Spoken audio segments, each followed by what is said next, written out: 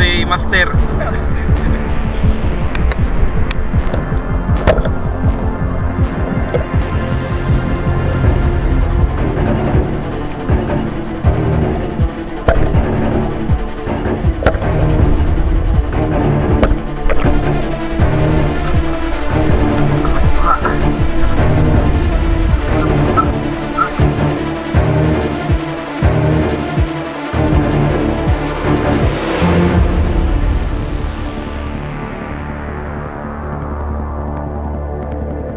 So what's up guys, welcome na naman po sa ating panibagong adventure.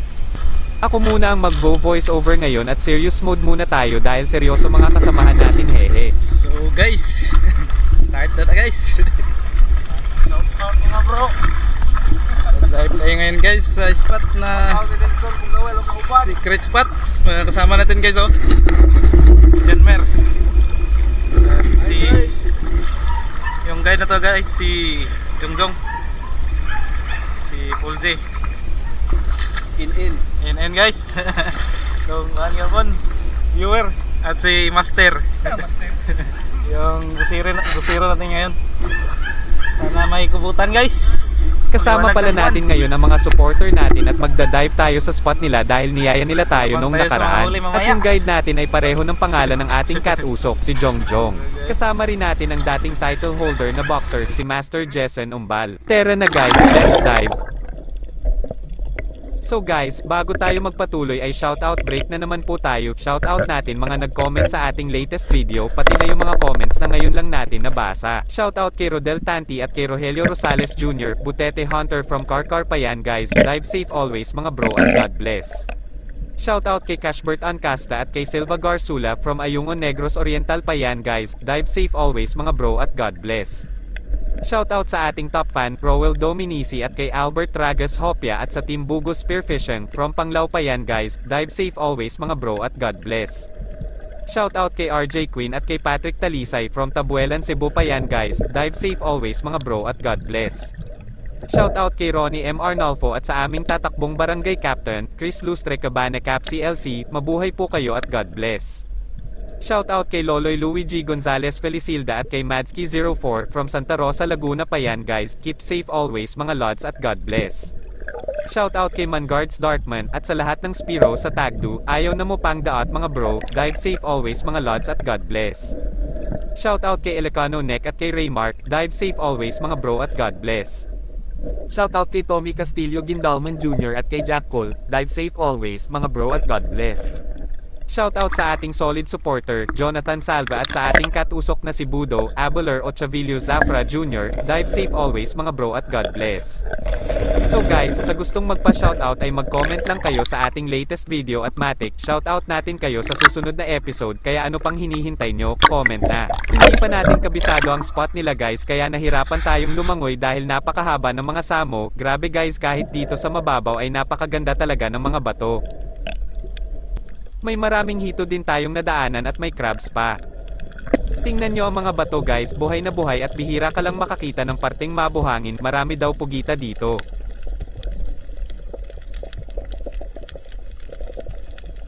At nilapitan natin si Master Jessen at may natusok siyang katambak.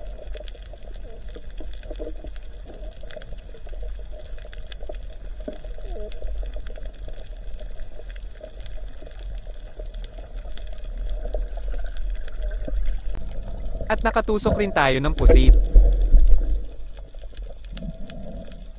At katabi rin natin yung iba nating kasamahan, medyo nabitin tayo guys dahil tinawag na tayo ng mga kasamahan natin dahil aahon na daw sila kaya pumunta tayo sa mababaw at nanusok ng ating pwedeng mapakinabangan.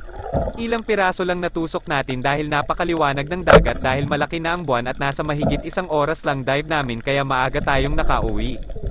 Kaya nanusok na lang tayo ng maliliit habang hinihintay si Master Jessen. Marami sanang maliliit ang ating nakita. Nagsawa na kasi tayo sa maliliit at cuttlefish o pugita talaga target natin kaso wala tayong nakita.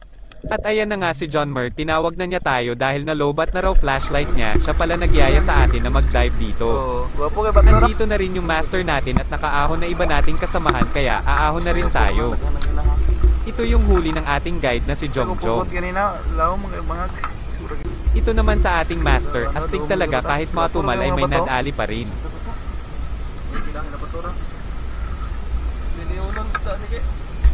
Kay Paul J naman may pugat at mga pang-ulam din. Kay John Mer naman ayos na rin pang-ulam, makakaiwas na sa palengke. At yung sa akin naman ay pinakawalan ko na, nahirapan kasi ako sa sobrang bigat hehe. Babawi na lang tayo dito guys, kinabukasan ay lumipat kami sa Tungatok Cliff at ngayon ay kasama na natin si Romar at Marino at syempre ang ating master, Jessen Umbal. Speaking of cliff guys, ito nga pala ang dadaanan natin. Dito kami dadaan guys. Yung daan. Kahirap. Buti na lang ay may hagdanan na, noon kasi ay doon kami sa kabila dumaan at walang hagdan.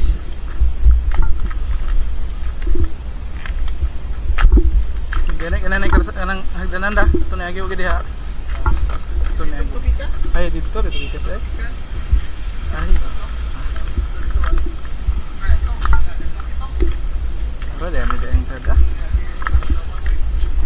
May nakasabay din kaming dalawang Spiro from Tagdo daw sabi ni Master. Maganda din ang pwesto dito dahil may kubo, mga ganitong environment talaga guys ang nagbibigay ng kulay sa ating adventure. Guys, dito kami sa Tungatok ngayon. Ito yung mga kasama natin. Si Omar guys, kabalik na. At kasama natin ulit si Master Jason. At si Marino. May Pugita at Bagulan. Babawi kagabi. Sana ay makabawi tayo ngayon at nauna na yung master natin kaya susunod na rin tayo. Tara na guys, let's dive. May dalang floater pala si Romar Oboya dahil malalim talaga ang spot na ito at may mga kontil.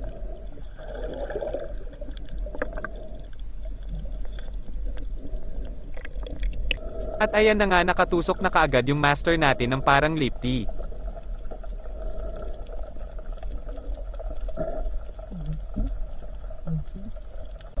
Kaya di rin tayo pabibitin at tutusokan din natin itong dalagang bukid.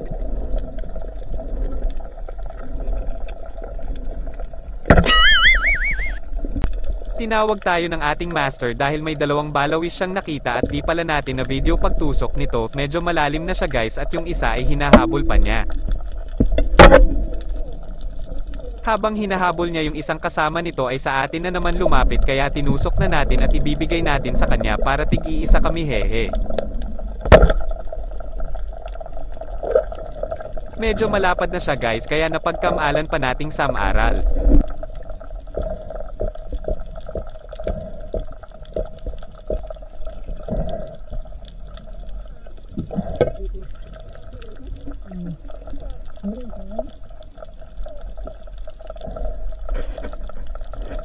May ipinatusok tayong bulatok o lambana kay master pero nakawala ito, malubha yung tama niya kaya hahabulin sana natin kaso pumunta ito sa malalim o kontil.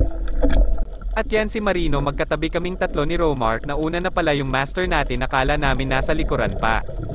Matagal pa yung habulan namin ng timbungan na ito, nakawala kasi sa unang tusok.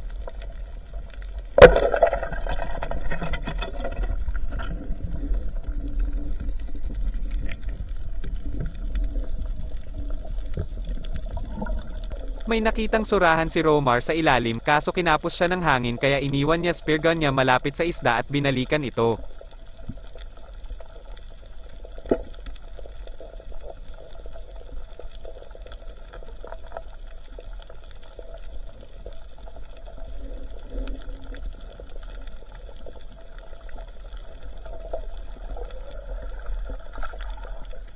Maraming danggit pala tayong natusok sa medyo mababaw at di na natin binidyo yung iba.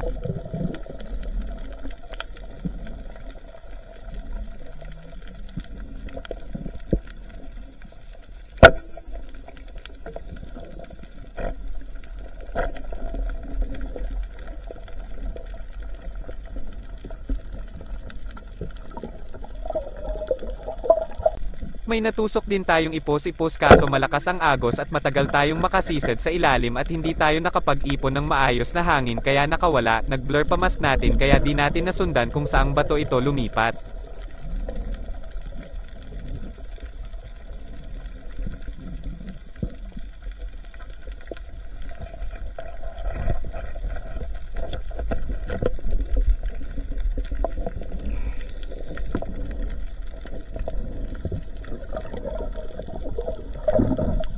Buti na lang ay nakatusok tayo ng bulatok o lambana, dalawa silang magkasama pero mailap yung isa. Marami ring mga ganito kaliit na timbongan pero hayaan muna natin medyo bitin pa sa size. Tingnan nyo guys, yung right side ni Romar ay mababaw pa yan pero kung doon ka sa left side tumingin ay sobrang lalim na at di na makita yung ilalim. At may natusok tayong maliit na ilak, sayang nakatakas yung isang mas malaki at may nakita rin si Romar na 4 na good size na ilak pero biglang pumunta sa kontil. Nakatusok din si Romar ng maliit na kujam pout, napakalalim kasi ng spot kaya tutusok na lang kami ng kahit anong makikitang pwedeng pakinabangan para di masayang yung bawat sised namin. Grabe guys, di talaga pahuhuli ng buhay ang dalagang bukid na ito, napakarami na ng kanyang tama pero nakawala pa rin, pinahirapan pa talaga tayo. Dito guys ay nakasalubong tayo ng mahigit 10 needlefish at natusok natin yung isa.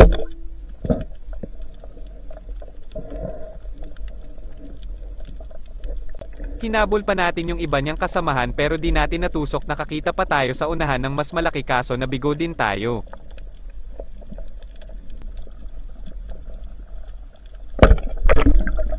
Nag-ikot tayo dito malapit kung saan kami nagsimula at may natusok tayong 2 piraso ng bulatok o lambana.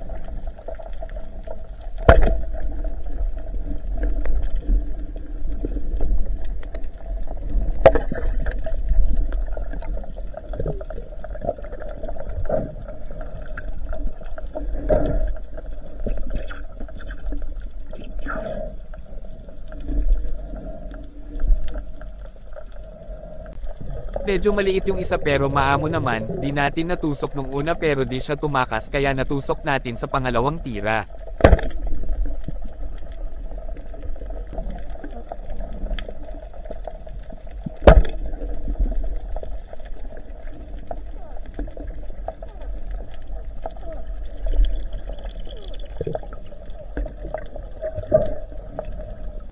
At nakabalik na yung master natin, tingnan nyo yung sisidlan niya guys, punong-puno at may higanteng bag-ulan pa.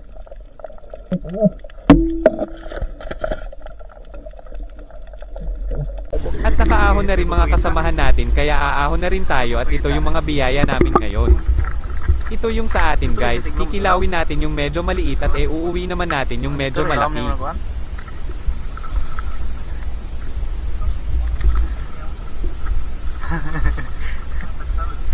May ganang ganito ni Padong na ko.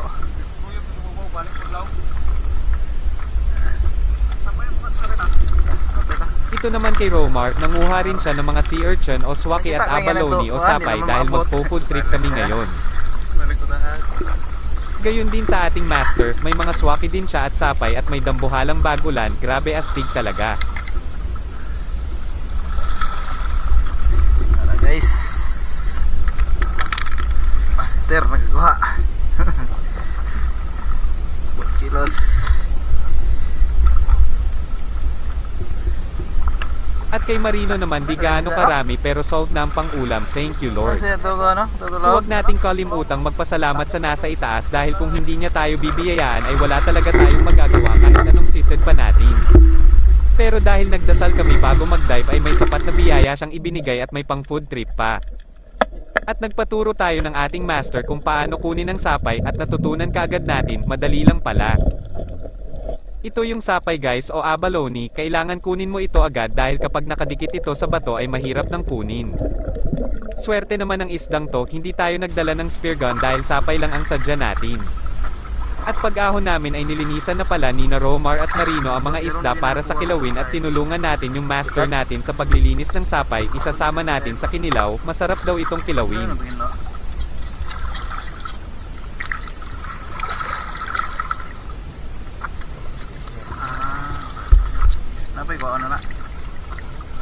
At ayan na ang ating mga supay, di na namin nalinisan lahat kaya ipinadala namin ni Marino yung iba.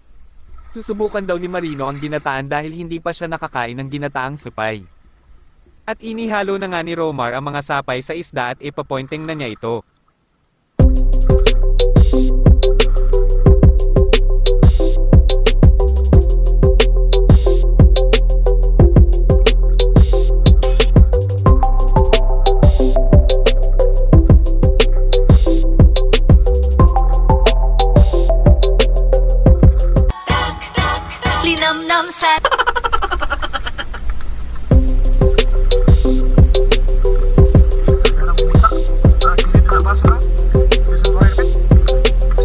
Susubukan natin kung masarap ba itong ating swaki.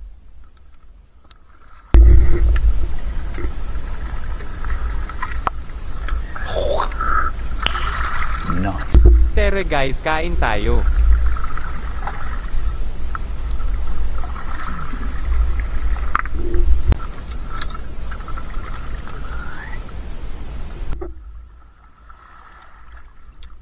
Dahil wala tayong sabaw ngayon ay ito lang muna pang tulak natin, may bago na naman tayong sponsor, Bekay Neman.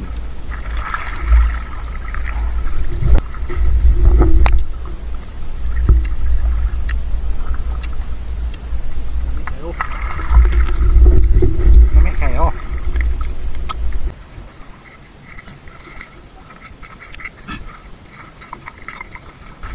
Nako, mukhang may laway na namang tutulong ngayon, hehe. Hindi pala namin naubos yung mga swaki kaya ibinalik na lang namin sa dagat. Salamat at sinamahan nyo na naman kami hanggang sa dulo ng ating adventure. Sana ay nag-enjoy kayo sa panonood. Sa pangalan ng Pandan Spearos, kami po ay taos pusong nagpapasalamat sa inyong walang sawang suporta. Paki-react, comment at share na rin po para mas marami pa tayong maabot at magawa ng mga videos. Hanggang sa muli, paalam.